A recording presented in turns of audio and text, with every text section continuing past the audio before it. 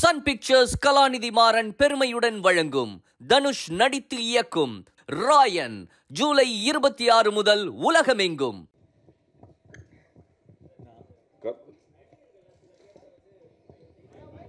ஒரே நிமிஷம் Senthil. Hello sir, சில நடிகர்களை ப்ரெஸ் மீட்டுக்கு கூட்டிகிட்டு வர்றது கஷ்டமாக இருக்கா?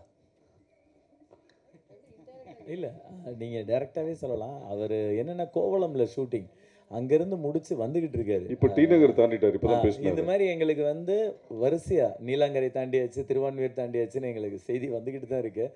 ஏன்னா அவருக்கு அங்கே முடிச்சு வர வேண்டிய கட்டாயம் இருக்குது. இன்றைக்கி என்னென்னா வேற ஒரு பேட்ச் இருக்குது, காலையிலேருந்தே சொல்லிட்டு இருந்தார். அதனால் யாரையும் கூட்டி வர கஷ்டம்லாம் இல்லைங்க. 6 மணிக்கு ப்ரெஸ் மீட்னு சொல்லியிருந்தீங்க.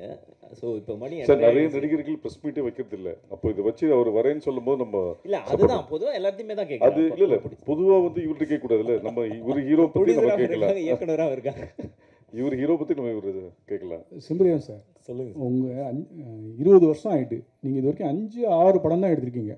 உங்களுடைய காமெடி சீனும் ஒவ்வொருத்தரும் 100 தடவை 200 தடவை 300 தடவை அவ்வளோ ரசித்து நம்ம கேட்டிருக்கோம். ஏன் இவ்வளோ இடைவெளி, என்ன காரணம்? இல்லை, அதெல்லாமே சூழல் தான் சார். அப்புறம் 6 இல்லை 8 சார், இது 8th ஃபில்மு. அண்டு என்னென்னா சில நேரங்கள் நம்ம என்ன தான் நம்ம ஒர்க் பண்ணிகிட்டு இருந்தாலும் அதனுடைய அமைவு அதனுடைய கையில் தான் இருக்குது. நம்ம ஹார்ட் ஒர்க்கர், நம்ம ஸ்பீடு என்ன சொன்னாலும். ஸோ நானுமே அதை ஃபாஸ்ட்டாக பண்ணுறதுக்கு தான் ட்ரை பண்ணுறேன். ஆனால் ஒரு ப்ராஜெக்டுக்குள்ளே போன பிறகு அது நம்ம உள்ளே இழுக்குது. அப்புறம் அதில் அடிக்ட் ஆயிடுவோம். அதை ஒரு ஃபுல்லாக ஃபினிஷ் பண்ணணும் அப்படின்றது. நம்ம இந்த ரிலீஸ் தேதி போட்டு பண்ணுற அந்த ஸ்பீடுக்கு இன்னும் பழகிடுவேன் சார். சார், டேரக்டர் சார், எல்லோரும் கோட் அப்டேட் எதிர்பார்த்துட்டு இருக்கப்போ நீங்கள் போட்டை கொண்டு வந்து நிறுத்துறீங்களே, ஏதாவது விசேஷமாக? இல்லை சார், அது நாங்கள் இயல்பாக வந்தது தான். ஆக்சுவலி எலெக்ஷன் சமயத்துலேயே நாங்கள் முடிச்சிட்டோம் படத்தை. அப்புறம் ஒவ்வொன்றா சொல்லி தள்ளி வந்துக்கிட்டே இருந்தது. முதல்ல எலெக்ஷன் முடியட்டும்னோம், அப்புறம் பெரிய படம் 2 வருதுன்னாங்க. ஸோ ஒரு வழியாக எங்களுக்கான ஒரு ஃபிகருக்கு எந்த இடத்துல கிடைக்குமோ அதுக்காக தான். மற்றபடி கோட்டோடையோ நாங்கள் அதை போட்டுன்னு கொண்டு வரணும்னா ஒன்றும் இல்லைங்க. சிம்பிள் தான் சார். ஆக்சுவலாக இது தழுவல், உண்மையோட தழுவல் அப்படின்னு சொல்லி ஒரு இது வந்தது. பட் ஆனால் லைஃப் ஆஃப் ஃபை அப்படின்னு சொல்லிட்டு அது போட்டில் அந்த புலி கூட இருக்கிறது இருக்கும். அதோடைய தழுவலாக இருக்குமா இல்லை உண்மையாலுமே? ஆகஸ்ட் 2 ரிலீஸ் பார்த்தீங்கன்னா உங்களுக்கே தெரிஞ்சிடும். ஏன்னா நீங்கள் இது டோட்டலாகவே நம்மளுடைய கல்ச்சரில் அந்த சமயத்தில் நடந்தது. இது ஒரு உண்மை சம்பவம் அப்படின்றது. என்னுடைய ஃப்ரெண்டோட வீட்டில் அவங்களுடைய தாத்தா அவங்க சொல்லும்போது சொன்னது தான் இந்த இன்சிடெண்ட். என்னென்னா ஜப்பான் சென்னையில் பாம்பு போடுறதுக்காக அந்த சமயத்தில் வரும்போது இன்றைக்கி நைட் பாம் அப்படின்னோட ஒவ்வொருத்தருக்கும் அவங்கவுங்க பாட்டு இருக்கும்ல. கார் இருக்கவங்க எடுத்துகிட்டு செங்கல்பட்டை தாண்டுற மாதிரி போட் இருக்கவங்க எடுத்துகிட்டு நடுக்கடலுக்கு போயிடுவாங்க அப்படின்னு. ஸோ அதுலேருந்து கிரியேட் ஆனது தான். நீங்கள் உள்ளே பார்க்கும்போது தெரியும். அதில் மொத்தமே 3 பேர் லைஃப் ஆஃப் ஃபைல், இதில் 10 பேர் இருக்கும். இதை விட என்ன டிஃப்ரென்ஸு? இதில் இன்னொன்று, போட்டு கீழே நெய்தல் கதை அப்படின்னு போட்டிருக்கீங்க. இப்போது பார்த்தீங்கன்னா வைரமுத்து சார் ஒரு ஆடியோ லைன்ஸில் ஏன் தமிழில் வைக்க மாட்டீங்கன்னு ஒரு ஆதங்கப்பட்டார். அதே போல் இப்போது தமிழ்நாடு முதலமைச்சர் வணிகங்கள்லாம் தமிழில் பேர் வைங்க அப்படின்னு சொல்லி இது பண்ணிருக்காரு. ஏன் அதை போட்டுன்னு கொண்டு வந்திருக்கணும்? வேறு ஏதாவது படகு? இல்லை, அப்படி இல்லை. இது இப்போ நீங்கள் ஒரு நேஷனல் லெவல் ரீஜியனுக்கு கொண்டு போகும்போது ஒரு காமன் நேம் தேவைப்படுது. ஆக்சுவலி இந்த படத்துக்கு நாங்கள் ஃபஸ்ட்டு வச்சுருந்த தலைப்பு பக்கிங்ஹாம் வீரனும் பரதேசியின் பேரனும் அப்படின்னு. ஸோ பட் என்னென்னா அது எங்களுக்கு சில மார்க்கெட்டிங்காக போகிறப்போ இதோ சொல்லும்போதோ இது தமிழுக்கு ஓகே அப்படிங்கும்போது நம்ம இது ஒரு ஓடிடிலேயோ அடுத்து நம்ம ஸ்டேஜ் போகிறப்ப அதுக்கு ஒரு புல்லிங் தேவைப்படுது. அதுக்காக தான் வச்சோம். அதனால தான் கீழே ஆத்மார்த்தமாக நெய்தல் கதைன்னு ஆசை தீர வச்சுக்கிட்டோம். சார், அடுத்து மருதம், முல்லை அதெல்லாம் எதிர்பார்க்கலாமா? கண்டிப்பாக சார். சார், ஒரு நிமிஷம் செந்தில், ஒரு நிமிஷம் மைக் சார். சார், நீங்கள் முடிச்சிடறேன், அப்புறம் கொடுத்துட்றேன். என்னென்னா இப்போ ஒரு ஆர்டிஸ்ட் எடுத்து படம் பண்ணுறதே பெரிய விஷயம், சரிங்களா? பெரிய ஹால் எடுத்து பண்ணாலுமே ஆர்டிஸ்ட்குள்ளே சின்ன பிரச்சனை வரும். யார் ஃபஸ்ட் சீன் செகண்ட் சீனுன்ட்டு. ஏன்னா நீங்கள் ஒரு டேரக்டர் ஒரு போட்டில் அத்தனை பேர் வச்சு படம் பண்ணியிருக்கீங்க, சரிங்களா? உங்கள் மேலே யார் கோவப்பட்டா எந்த ஆர்டிஸ்ட் கோவப்பட்டிருப்பாங்க? கண்டிப்பாக கோவப்பட்டிருப்பாங்க. ஏன்டா அங்கே சாவடிக்கிறாருன்னு சொல்லியிருப்பாங்க, இல்லை கிண்டல் பண்ணியிருப்பாங்க. அந்த இடத்துல உங்களுக்கு என்ன மனநிலை இருந்தது? இல்லை, இதில் பிரச்சனை என்னென்னா, யாருக்குமே கடல் பற்றி தெரியாது. நான் எப்படி போய் உள்ளே சிக்கிக்கிட்டேனோ அது மாதிரி என்னை நம்பி வந்து சிக்கிக்கிட்டவங்க தான் அவங்களும். நான் தான் சொல்கிறேன்ல, நான் டேபிளில் உட்காந்து எழுதும்போது அப்படியே நம்ம படித்த நாவல்கள், பார்த்த படங்கள் அப்படியே பேசிட்டு நம்மளுக்கு ஒரு ரம்யமான கடல் தெரியும் அப்படி இந்த ஆளை மட்டும் அடிக்கணும். கடைசியில் போய் உள்ள அந்த ரம்யமான கடலை தேடி போகிறதுக்கு நம்ம வந்து வாந்தி எடுத்து உள்ளே போய் நிற்க வேண்டியிருக்கு. ஸோ இது வந்து என்னென்னா, எனக்கு எப்படி தெரியாதோ அது மாதிரி இவங்களுக்கும் தெரியாது. அதனால் இவங்க செஞ்ச ஒரே தப்பு என்னை நம்பி வந்தது. அதனால உள்ளே போய் யாரையும் குறை சொல்ல முடியாது. நான் ஒரு மீனவராக இருந்தால் தான் அவங்க என்கிட்ட கோச்சிக்குவாங்க.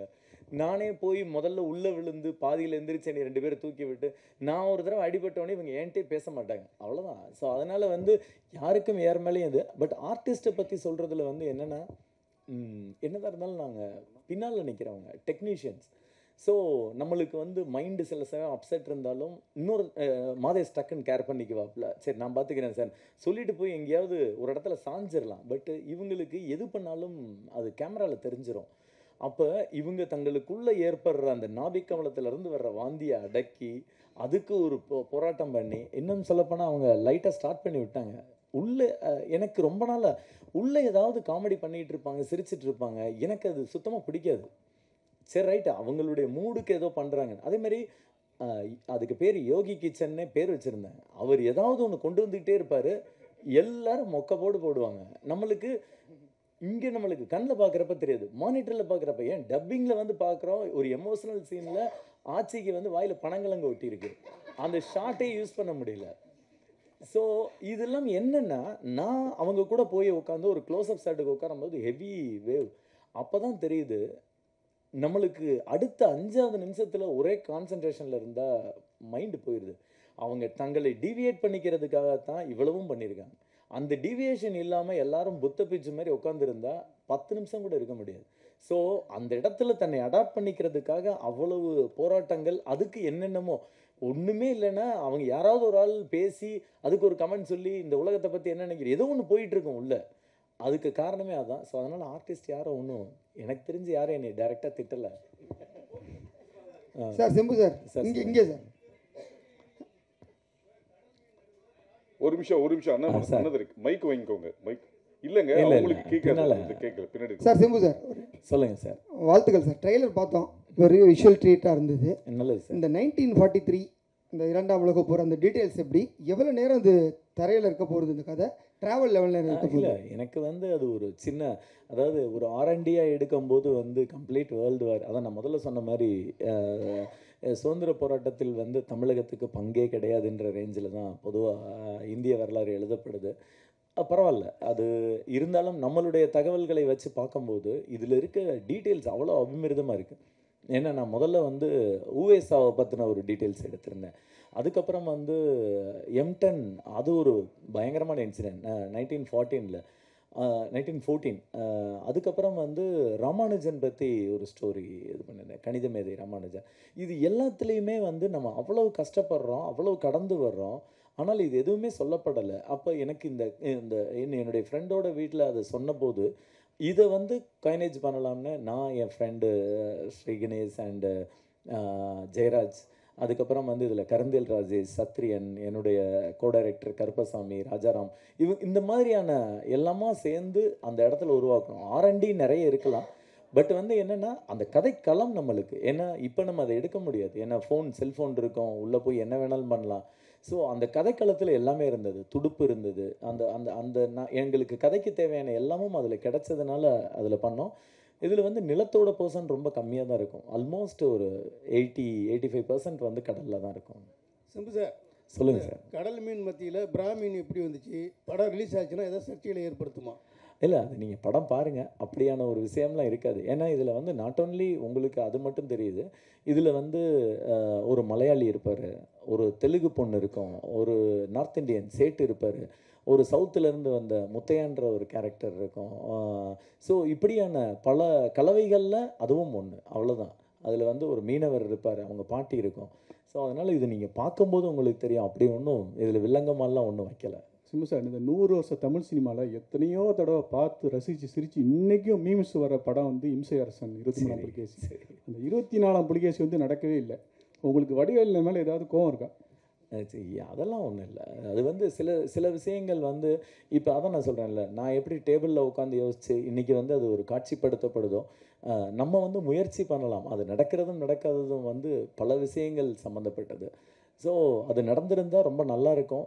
நடக்கணுன்றதான் என்னுடைய விருப்பம். அது ஏன்னா நிறைய பேருக்கு எங்களை தாண்டி அது கண்டிப்பாக தமிழக மக்களுக்கே ஒரு இழப்பு தான். நடக்கும் நம்புகிறேன். அது என்ன நடக்கலாம்ங்கிறது வருத்தமாக இருக்காது உங்களுக்கு? இல்லை அப்படி இல்லை. நீங்கள் அப்படி பார்த்தா நான் என் மைண்டுக்குள்ளே வச்சுருக்கேன் எத்தனையோ கதை நடக்கலை, அதுக்காக நம்ம வருத்தப்பட்டு இருக்க முடியுமா? So it's a part of game. ஏன்னா இங்கே வந்து சில நேரங்களில் நம்ம வந்து ஃபுல் டிராஃப்ட் எழுதி ஷூட்டிங் அளவுக்கு கொண்டு போயிடுவோம். அதே மாதிரி ஒரு படம் வரும், அப்படி தூக்கி ஓரமாக வச்சுருவோம். ஸோ இது என்னென்னா நல்ல சப்ஜெக்ட் வரலான்ற ஒரு கிரியேட்டராக ஒரு ஆதங்கம், அவ்வளோதான். மதுமிதா மேடம், நீங்கள் இந்த ட்ரெய்லரில் ஆச்சி மனோரமாவை வந்து பேசியிருந்தீங்க. ஆட்சிக்கெலாம் அவ்வளவு காமெடி, அவ்வளவு படங்கள், அவ்வளோ ட்ராக் கிடச்சிது. இப்போல்லாம் பெண் காமெடின்னு உங்களுக்குலாம் கிடைக்கிறா? உங்களை பார்த்தே எங்களுக்கு ரொம்ப நாளாக ஆகிட்டு. ஆட்சிக்கு வந்து நிறைய ஸ்பேஸ் கொடுத்துருந்தாங்க. அப்போது நிறைய அவங்கள வச்சு நிறைய கதை எழுதினாங்க. அப்போ வந்து பார்த்திங்கன்னா நிறைய சினிமாக்கள் வந்து முழுக்க டைரக்டர் கையில் இருந்தது, ப்ரொடியூசர் கையில் இருந்தது. இப்போ வந்து கொஞ்சம் ட்ரெண்ட் மாறி இருக்கு இல்லையா? அதனால் எனக்கு வர படத்தில், எனக்கு வர கதாபாத்திரத்தில் என்னால் முடிஞ்ச அளவுக்கு பெஸ்ட்டாக பண்ணுறேன். இன்னமும் இந்த படம் பார்த்துட்டு என்னை ஒரு டிஃப்ரெண்ட் ஜானரில் நடிக்க வச்சுருக்காரு சிம்புதேவன் சார். ஃபஸ்ட்டு என்னை ஒரு வித்தியாசமான சாயலில் காட்டின சிம்புதேவன் சாருக்கு நன்றி. அண்ட் இந்த படத்தில் நான் சொல்ல மறந்த ஒருத்தர் இருக்கார், மிஸ்டர் பேல் கருப்புசாமி சார். சாரி, அவரும் வந்து சின்ன சின்ன நுணுக்கங்கள்லாம் சொல்லி கொடுத்துருந்தாரு. ஸோ இந்த படம் மூலமாக அந்த இடத்த நம்ம அவங்களோட இடத்தெல்லாம் பிடிக்கவே முடியாது. அட்லீஸ்ட் அவங்க பாதையில் நடக்கணும்னு ஒரு சின்ன ஆசை, அது நடக்கும்னு நினைக்கிறேன். எழுதுகிறவங்க இனிமேலும் நான் எங்களை மாதிரி நீங்கள் கேட்டிங்க ஏன் நீங்கள் வர்றதே இல்லைன்னு. ஸோ ஸ்கிரிப்ட் ரைட்டர்ஸ் கிட்ட தான் இருக்குது, கொஞ்சம் பார்த்து வேறு எதுவும் சொல்கிறது. சிம்பு சார் இங்கே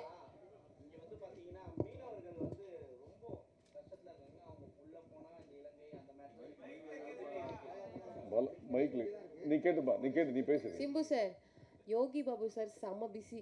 அந்த பிஸியில் உங்களுக்கு ஷெடியூல் கிடச்சிச்சா? இல்லை, அவர் நீங்கள் செம பிஸினால அவருக்கு வாரத்துக்கு மாதத்துக்கு ஒரு 2 படமாவது வரத்தானே செய்யுது. ஸோ அது கொஞ்சம் முன்ன பின்ன ஆகும். பட் அவர் அதை அட்ஜஸ்ட் பண்ணி கரெக்டாக டேட்லாம் கொடுத்துட்றாரு. அவர் பிஸியாக இருந்தாலும் அது அவர் பிஸி வந்து அவருடைய கஷ்டம். அவர் டே நைட்டாக ஒர்க் பண்ணலாம். சம்டைம் ஃப்ளைட்லேருந்து வந்து அப்படியே வந்து விழுந்து தூங்காமலே ஒர்க் பண்ணிகிட்டு இருப்பார். பட் அந்தந்த படத்துக்கு டேட் கொடுத்துட்டா அதை ஹானர் பண்ணுறது, அது அவர் கண்டிப்பாக பண்ணார் எங்களுக்கு. சிம்பு சார், ஆக்சுவலாக மீனவர்கள் வந்து அந்த எம்ஜிஆர் ஒரு பாட்டு பாடி அந்த கஷ்டத்தை காமிச்சிருப்பார். ஸோ நீங்கள் வந்து இதில் படங்களை காமெடியாக கொஞ்சம் எடுத்துகிட்டு வரீங்க. ஸோ அவங்களுடைய கஷ்டங்கள் உங்கள் கண்ணு முன்னாடி தெரிஞ்சுதா? சார் அதான் நான் சொல்கிறேன்ல, நான் போய் முதல் லொக்கேஷன் பார்க்க ஆரம்பித்ததுலேருந்தே எங்களுக்கு அந்த பெயின் இருந்தது. அப்புறம் இந்த கதையோட கோர் வந்து அந்த பெயின் சம்மந்தமான ஒரு விஷயம்தான் பேசும். அது நான் ட்ரெய்லரில் என்னால் சொல்ல முடியாது. பட் நீங்கள் ஃபுல் படமாக பார்க்கும்போது இதோட எண்டு போய் அங்கே தான் முடியும். அவங்களுடைய பெயின் தான், ஒரு மீனவனுடைய வலி, அவங்க அதுவும் குறிப்பாக மெட்ரோபாலிட்டனில் இருக்கவங்களுடைய அந்த கஷ்டம் அப்படிங்கிறது. ஸோ கண்டிப்பாக வந்து எங்களுக்கு எல்லாருக்குமே, ஏன்னா இவர் பேசும்போது சொன்னார்ல நம்ம கேமராமேன், ஏன்னா அங்கே எங்களுக்கு எத்தனை பேருக்கு நீச்சல் தெரியும் தெரியாது எல்லாமே தெரியும். ஏன்னா கடலுக்கும் நம்மளுக்கும் சம்மந்தமே இல்லை. நாம் ரொம்ப சொகுசாக இங்கே தரையில் வாழ்ந்துட்டு இருக்கோம். ஸோ அங்கே போகிறப்ப அந்த 6 மீனவர்கள் இல்லைன்னா இந்த 150 பேர் வேலையை பார்க்க முடியாது. அவங்க தான் ஃபுல்லாக நீந்தி கடலுக்குள்ளே இருப்பாங்க. ஈவன் நாங்கள் சில சமயம் உள்ளே போகிறப்ப கூட நம்மளை கூல் பண்ணுறதுக்கு அவங்க குதித்து நீந்தி போட்டை இப்படி திருப்பி அதெல்லாமே. ஸோ கண்டிப்பாக அவங்களுக்கு நாங்கள் இந்த இடத்தில் தலை வணங்குறோம். அந்த 6-7 மீனவர்களும் சரி, அந்த மீனவ கிராமமும் இல்லாட்டி இந்த படமே கிடையாது. அவங்களுக்கு நன்றி. ஸோ இந்த பாவா இவர் MS பாஸ்கர் இருக்கார்ல, அவர் வந்து ரைட்டர் பாவா செல்லதுரை மாதிரியே அந்த ஒரு கட்டமைப்பில் அந்த கெட்டப்லாம் இருக்குது. ஸோ அது எந்த மாதிரியான ஒரு கெட்டப்னு தெரிஞ்சுக்கலாமா? இல்லை, MS பாஸ்கர் சாருக்கு வந்து என்னென்னா, அவர் இதுக்கு முன்னால் பண்ணாத ஒரு கேரக்டராக ஒரு கெட்டப் இருக்கணும்னு நினச்சோம், அவ்வளோதான். இப்போ ஒவ்வொருத்தரையுமே கொஞ்சம் கொஞ்சம் முன்பின் பார்த்துறாதபடி மாற்றலாம். இப்போ சாம்ஸ் எப்படி மாற்றலாம், மது எப்படி மாற்றலாம்னு தோணும்ல, அப்படி வந்து தான் அது பர்பஸாக வந்து பவா செல்லத்துறை மாதிரி இல்லை. அவரும் என்னுடைய நண்பர் தான், ஆனால் அப்படிக்கா பண்ணலை சார். அதேமாதிரி படித்தவங்க மேலே உங்களுக்கு என்ன கோவம்? அந்த ஜாவா சுந்தரேசன் கேரக்டரும் ஐடியில் வேலை பார்க்குறவங்க நல்லா படித்தவங்களை கிண்டல் பண்ணுற கேரக்டர். இப்போ இதில் ஒரு டைலாக் வருது, படித்த பைத்தியம் அப்படின்னு சொல்லிட்டு. அதனால தானே அவனை படிக்க வைக்கலன்ட்டு அந்த பாட்டிமா சொல்கிறாங்க. அது என்னன்னு சொல்லுங்கள். அதேமாதிரி சுண்டலி, இப்போ நீங்கள் நிறையா விலங்குகளை பயன்படுத்திருக்கீங்க முன்னாடி படங்கள்லாம். இதில் சுண்டலி இந்த மிருக வதை, அந்த வதையில் எதுவும் சிக்கினீங்களா? ஏன்னா அவர் ஓப்பனாக உண்மையான சுண்டலி சொன்னார் சாம்ஸ். ஆமாம், சாம்ஸ்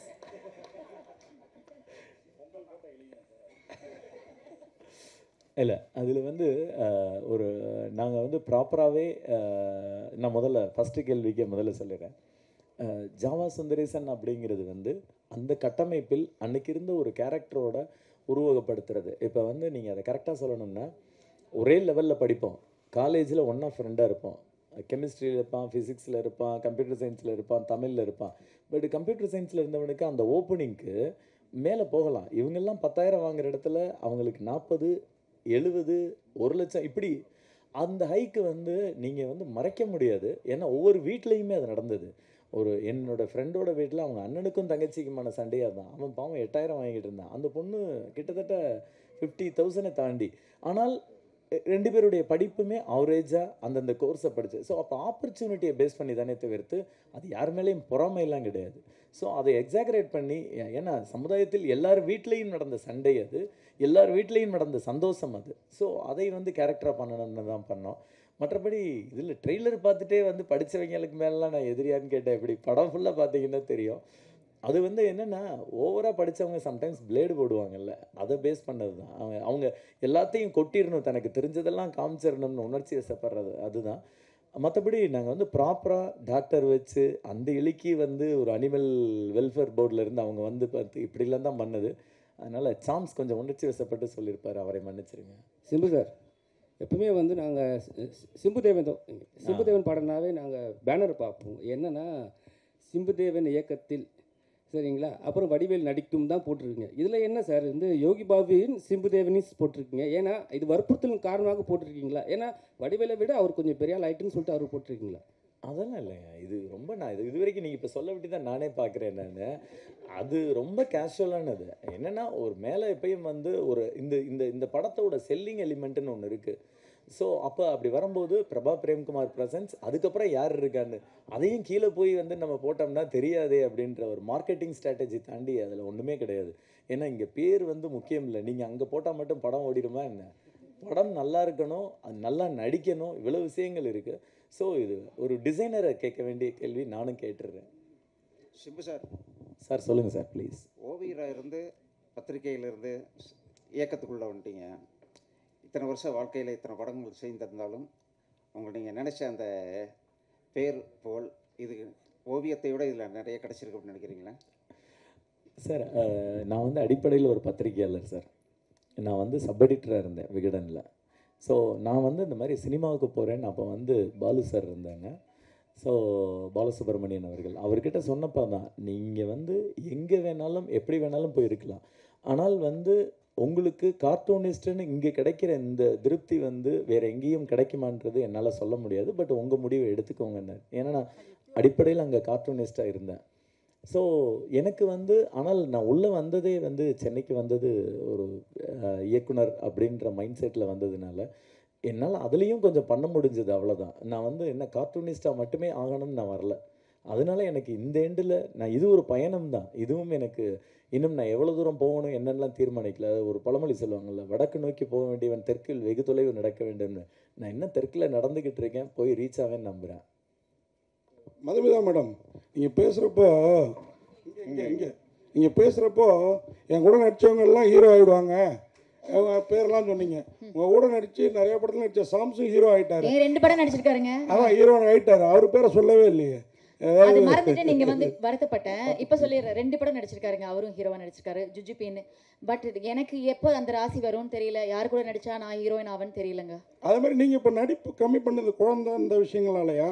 ஏன்னா நாங்க ரொம்ப உங்களை ஆட்சிக்கு அப்புறம் எதிர்பார்த்தோம் அந்த பொண்ணு சொன்ன மாதிரி. இல்ல சார், நான் நிறைய படம் நடிச்சிருக்கேன். கொரோனாவால சில படங்கள் இன்னும் ஸ்ட்ரக் ஆயிருக்குன்னு உங்களுக்கு தெரியும். அண்ட் வந்து குழந்தை பிறந்ததாலையும் ஒரு காரணம் இருக்கு சார். நன்றி.